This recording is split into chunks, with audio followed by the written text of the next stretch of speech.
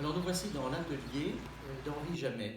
Cet atelier correspond à l'extension d'une maison que Henri Jamet et son épouse Marie ont achetée aux environs, je pense, de 1894.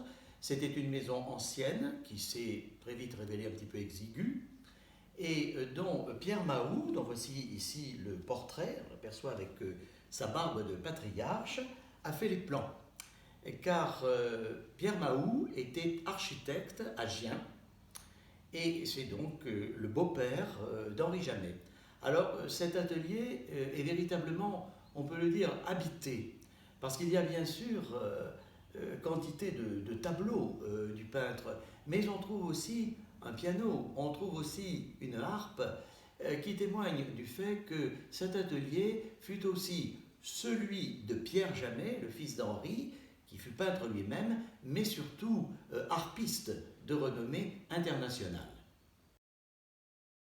Un fait remarquable qui a été peint en 1893, alors que Henri Jamet et son épouse vivaient à Orléans, place du Vieux Marché, et il représente Marie Mahou, près de la fenêtre, tenant dans les bras son fils Pierre.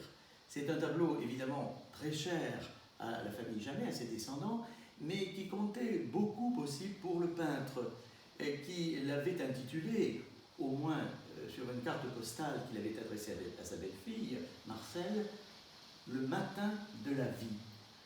C'est une belle composition, très classique, avec cette fenêtre ouverte qui ne nous montre pas un paysage réaliste, mais un décor plutôt japonisant.